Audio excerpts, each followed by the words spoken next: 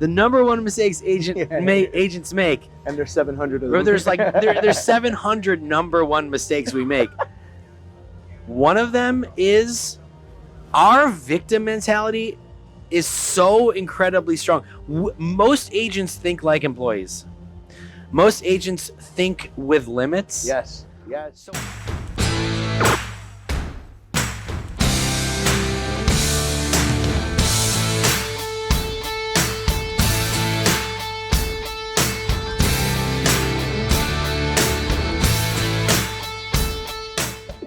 What's up, everybody? David Kurz here with another episode. No, not live, but we're recording with another episode of the Real Talk show and podcast. I'm very glad to be sitting right now in San Diego, California at the Lab Coat Agents live event. I told everybody I was coming out here, and I'm blessed with the opportunity to sit with the two gurus of the whole thing, Nick and Tristan. How you guys doing, man?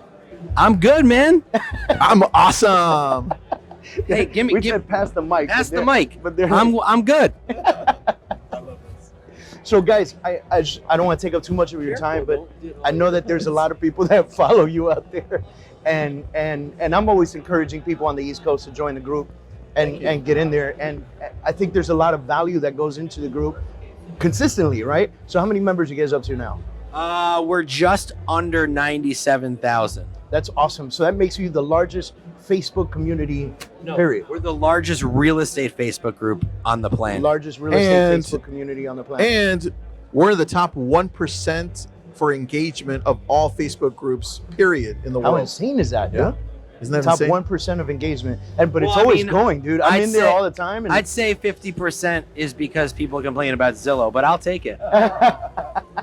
Which is something we're going to talk more about later. But what was the reasoning? What was the purpose of it? Like, I even want to go further back. Why Lab Coat Agents?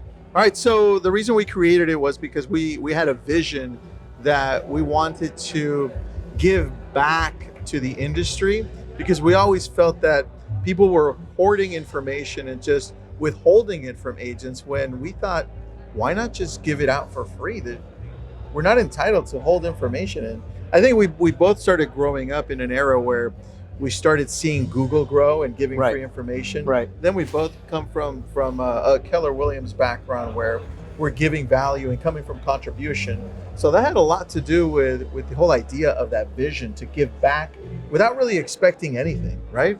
Yeah, I mean, I think, definitely, I don't want this to be a commercial for KW, but our KW culture is sharing. And so we just wanted to spread that around. And it is a group that is for agents, by agents, and it's a group of agents from all brokerages. And so now we're seeing people, across brokerage lines like RE/MAX, Whole Banker, Century 21, they're all just sharing with each other, because in my opinion, and I think in Tristan's opinion too, the more you share, the better you get at what you just shared.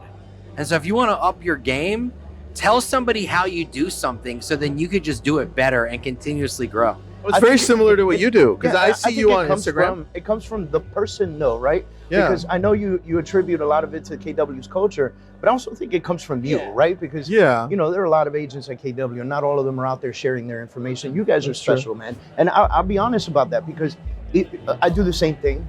I also come from a KW background. We see you doing it. Yeah.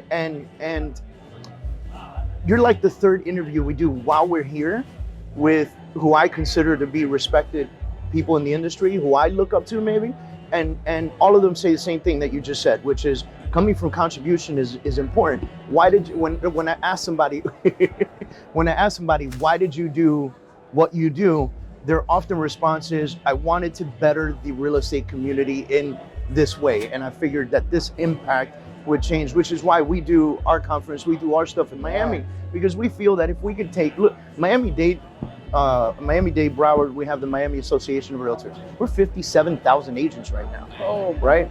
57,000 agents in 2 counties.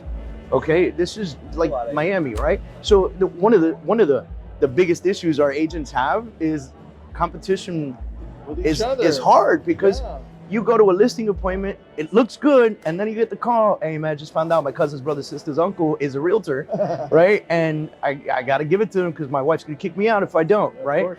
And so, and you try the whole thing, like I'll cut him a referral fee, this and that, how much business has he done, is he a professional? And so we noticed that 2,000 of those agents in that association are doing the majority of the business, right? 2,000 out of 57,000, right? So then it leads me to start looking more into those people and who are they? And I believe that there are people like you who are doing big things like this to give back to our community. Yeah, I mean, I definitely think, I mean, it's always, in that case, it's definitely not the 80-20 rule. It's like the 99-1 rule, right? It really is. But, you know, all we want to do is just make agents better. I mean, we're in a shifting industry right now where technology is coming after us, right? There's startups and there's companies out there right now that maybe they want to push the agent aside completely, or maybe they want to diminish the role of the agent. And so a lot of agents, man, they're just spending too much time like dwelling on going out of business instead of right? focusing on growing. But these business models are there for a reason, and they're succeeding for a reason because they're solving a problem. Anytime something solves a problem, it succeeds. Widely successful. Right. So why is Zillow succeeding? It's solving problems. Why is Open Door succeeding? It's solving a problem. So solve a problem. Look at what they're doing and see how you can incorporate it into your own business. I mean, I'm seeing teams now essentially doing the Open Door model or the Zillow model, like, or the iBuyer model, right. Just incorporating that into their business, right? Because it's working. People came to me and they were all like really concerned about this iBuyer model with Zillow because it launched and was tested in Orlando, which is right up the road from me, right? And people were freaking out, and I said, why don't you just do one yourself? Yeah. Like, you're not trying to sell to the whole nation. Mm-hmm. That's why they spend millions, because they try to sell to the whole nation. You just got to sell in your market area, dude. Right? So the funny thing is, though, I don't remember the exact number, but I believe NAR said last year more people used real estate agents to buy and sell than like ever before. So we're not going anywhere, right? And these companies out there, they're not necessarily profiting, right? But they're doing something right, and just emulate it. That's awesome. You know, just do something in your business that can solve a problem for your consumer, because the consumer doesn't necessarily want to buy a house from someone behind a computer screen. They just want the process to be simpler. And that's what we are failing at doing. I agree. And I think a lot of people need to take the scare and push it aside, right? Because we have these, I think these companies come in and I think sometimes they drop a little scare tactic at you, you know? Sure. And in doing so, a lot of agents are mentally affected by that. And then when it mentally affects you, like the gentleman that was up here earlier talked about when his father passed away, it affected him so much that he sold nothing for 6 months, right? When it mentally affects you, it does mess up your business. So if you could safeguard that, like what tip would you give to, I know you just gave one, but what tip would you give to the industry out there to become bulletproof? Well, like, I'm forever doing this. I'll get for you. One of the things that you continually hear from the people speaking at a high level is they continually say, what you're exposed to, like Sturdivant was saying, he's right here. Sturdivant was saying that he says, what I was exposed to, that's what I was finally able to do, right? There was a quote that was very similar to that. And the thing is, a lot of us just think that if we just kind of hide, stay close to our brokerages, very low, don't travel out to go to Las Vegas, the East Coast, West Coast, New York, wherever, to go to these amazing events, to meet people that are doing things you would never imagined. You never know what the possibilities are. It's true. I mean, right? I remember the first time I went to a family reunion and I met a team leader, ran a team. Yeah. The guy was doing $350 million in sales. That was I didn't know that existed. Dude, that's exactly I didn't know it. that size of a team existed. I didn't understand. I have a question for you before that. I didn't understand the dynamics of it. So when I went to this, it was mind blowing. Like I broke through a glass ceiling, and I was able to say, "Oh shit!" Going back to because in Miami, there's like 2 people doing high level like that, and they're in the 100 million. They haven't passed the 200 or 300, right? Well, you got the Jills. Everyone knows the Jills. Somebody needs to go to 500. But that's what I'm saying, and Dude. it's possible, and it's completely capable. There's it's happening in the country everywhere. The Millionaire Real Estate Agent book. You might have to answer this question for me because I don't know the answer. He's got the triangle, and it says, think. He says, think a million, earn a million. What is that? Do you guys remember? Think a million, earn a million, net a million, right? There it is. But there's one thing he missed. I mean, it's Gary and Papasan, but they missed something. Be exposed to a million first. Right. Because you can't think what a million looks like until you're exposed to it. You can't be an eagle if you don't soar with eagles, right? I think I'll add to that. Speaking of back to what you said about you didn't even know it was possible to do 300 plus million, right? That's because there are a lot of number one mistakes agents make. Tristan and I say during every presentation, the number one mistakes agents make, and there's 700 of them. There's 700 number one mistakes we make. One of them is our victim mentality is so incredibly strong. Most agents think like employees. Most agents think with limits. Yes. So when someone says to you, never been exposed. Right, but when someone says to you, that's the point. They were never exposed, because that's how I used to think, right? when someone says there's no way someone's doing 300 million, and I go, well, yes, they are. Here's how they're doing it. This, and this. Well, I could never do that because my clients need me there to open the doors to houses. I'm like, no, they don't. They don't need. If you think your clients need you there to open the door for houses, you know what you are? You're a door opener. Yeah. Set your value proposition higher. I have this fight all the time with my agents. I hope they're watching this when it publicizes. They better be. But I have fights with some of the people that run teams in my office and don't have admins. And I go, you know who's the admin? You. Yeah. You think Jeff Bezos delivering packages to everyone's house? Yeah, well, that's different. But I'm saying there's no way Amazon can deliver. There's no way Amazon can deliver millions of packages a day. Yes, there is. Just like there is for a team to sell 350 million because they leverage and they're running a business. Right. That's what a business does. And they're being smart. How much? I often say 20% of your income needs to go back to marketing and branding yourself. For sure. Do you guys agree with that number? Or would you should net 40% of your income. There you go. Yeah. That's about right. That's a good one. So you're able to spend. Yeah, and it ranges between what I've seen is 10% to 30% for the marketing, but it really depends what stage you're in too. Right. If you're more of a veteran and you've got the things down and you're actually trying to work down to do less, then sometimes that works for you. But if you're growing, I feel like when you're a veteran and you've sold many, many homes, right? My wife and I counted last year, and under my name, we've closed over 1,000 homes. Wow. And when we looked at that, we were like, man, if we just worked this sphere, right? If we just went and to every contract and every transaction sheet and pulled the name and email address and phone number of everyone we've ever sold a house to, how insane! I wouldn't need a Facebook post ever. So what you said about how much of your income should you spend towards marketing?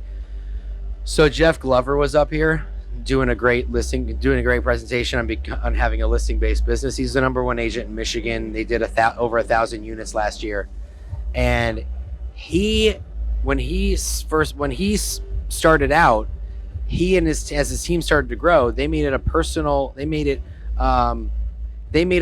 promise to themselves that they will not spend $1 on advertising until they gross $1 million in commission. That's great. All they did was call expires and FSBOs, take care of their sphere of influence, and door knock. Right. And until they hit 1 million GCI, they didn't spend a single dollar on advertising. That's incredible, guys. Pay attention to what's happening right now. I thought that was pretty mind-blowing. We talk about marketing, but this I love very much, because I often tell our agents who tell me, I'm not there yet, I don't have the money to spend on that yet. And I say, well, you got to do the grunt work, man. You know, and listen, I come from a military background. I spent 9 years in the Marine Corps. And when I first joined the Marine Corps, I wasn't in charge, right? I was the doer. I was the grunt work. Someone pointed a finger and I was lifting it and moving it, right? and you know what I mean? And so, but eventually I became a sergeant, and then all of a sudden I was allowed to use my finger and point at people, right? And point at things to be moved. Cool. And so I think you have to put in the work. People want to get into this business sometimes and they go, I'm going to spend $1,000 a month Zillow, and I'm gonna be a realtor millionaire this year. And I'm like, no, you're not. Number one. Number two, you're not. You don't have $1,000 to spend right now. Don't spend money you don't have. Well, dude, right? It's like going to get I'm gonna the go back to his BMW point. with your first closing, right? Yeah, that's it. You know? But back to his point, he wouldn't have been able to tell us that story about that agent and how he processes things if he wasn't exposed to that. Right. Everything that we're talking about is because we've been exposed to greatness. Yeah. Right? We've been exposed to things that we never even imagined was possible. And that's not going to happen if you don't go out there and actually talk to people and meet them in different cities, different states, and take the time to look at YouTube and go to Facebook, Lab Coat Agents, see what other agents are doing across the world, Right. to be able to grow fast and have these systems and processes that can sustain it long term, man. When you guys do your conference next year, I'm sure you don't have a date yet and stuff like that, or maybe you do, but We have a time frame. time Yeah. frame. Okay, so when you do your Not a conference specific next date. year, What? You want to tell them? Yeah, next June, we're looking at Los Angeles, but we'll know in the next 3 months. when you do that, I'm gonna make it my mission to at least bring 20 people from my area, right? You make Dude, come on, bro. It's about time. Let me tell you something. But I'll tell you why. Yeah. Because look, a lot of the stuff that's happening on this stage, I know and I've heard and so forth and so on, but only because I've been to many conferences and maybe I've seen some of these speakers before, you know. But it doesn't mean I'm not picking things up, right? And so if me, a veteran agent in the business, 14 years in, is picking things up from this stage, then the agent that's been in a year, 2 years, 3 years, 5 years has no excuse not to be sitting in this room, true, man. right? And mingling with people from the West Coast who might need If an agent on the East Coast. you're Hello? not surrounding You know what I'm yourself saying? with people who are better than you all the time, you're just gonna stay the same. Dude, I get frustrated when I see in lab coat agents. When I see in lab coat agents somebody posts, I need an agent in South Florida or Miami, and I see like somebody else is getting named, I'm like, no. You It's look me. and you look up It's that me. person's production. They sold like 2 houses that year. Yeah, I'm like, it's me. I'm putting my website up. I'm like direct messaging. So I'm a little more aggressive. I'm not gonna say it on this video because I don't want people to know my secret on how I get some of those referrals. Yeah. But I'm aggressive about it. I'm a dog. I go get it. You know what I mean? And I think that this is that kind of industry. You want to rise to the top. You got to go get it. You got to wake up in the morning and go get it every day. It's like it'll fall on your lap, man. So next year, we're at least 20 of you watching this in South Florida are going to come with me to this. We're gonna make it a plan. We're gonna figure this out. Of you. You heard that? Yeah, at least. And by the way, Real Talk Conference is October 10th and 11th. On the 9th, we have the Indie Broker Day. Both of these gentlemen are coming out to the Real Talk Conference to grace the stage. Do you guys have an idea of what you're going to touch on, or we're still gonna No talk about clue. that? Awesome. So they have We'll no probably clue what they're figure it gonna out the discuss. day before. But I do want to point out that these guys don't just run lab coat agents and create conferences. They both run significant, strong real estate businesses with multiple spaces and offices. You run an entire KW office, right? Yeah, so I'm a team leader at a KW in Michigan, and I also have a sales team out of that office as well. And we just did our first expansion to another market center about 30 minutes north of us. So I'm coming after you, Glover. You're the #1 agent in Michigan. #2 agent coming up soon. So watch out. And where's your business? Mine's out of Los Angeles and Ventura County. We just expanded to St. Louis in Illinois as well. Think about that, guys. In Los Angeles, in Ventura County, and they just expanded to St. Louis. Not, they went 30 minutes north. He went 2-hour flight away. Yeah, and I also expanded into other brokerages too. So we've expanded into other Waiting brokerages. for you to expand into my brokerage. I don't know why that's like not the first. Well, thing you I do. have to target brokerages outside of Keller Williams. That's my secret, right? People are like, "What? You have expansion in Douglas Elliman and Remax and C21?" I'm like, "Yeah, that's what I do." And so one of the first things I'll tell everybody, one of the first things that really impressed me, one of those glass ceilings that I was able to break, is having a conversation with Tristan about that, because people think that in order to have an expansion team in a different location, your brokerage needs to allow it, and you need to be able to open it in your own company names, like, so if you're KW, it has to be in a KW, and it doesn't. Your expansion teams are in other brokerages like Century 21, Douglas Elliman, and you have lab coat agent teams within those brokerages. Yeah. And so I hope that mind blows somebody right now to thinking, man, this is great. You know, I'm gonna blow up into When is another Real market. Talk? Real Talk's October 10th and 11th. October 10th and 11th. And the 9th is the Indie Broker Day. We're gonna fully incorporate it. Ooh, nice. So All right, we'll be there, 9th, man. 10th, and 11th, and it's a Wednesday, will be Thursday, there. Friday. So I told your Ooh. wife you guys can stay the weekend. She Hell laughed yeah. and said, "We're coming the whole week if we're going that way." Hell yeah. So there you go. I'm gonna hit up Orlando, go to Harry Potter Land, Hey. then Disneyland, then they're gonna drive down to Miami, chill on the beach, chill with this guy, chill with this guy.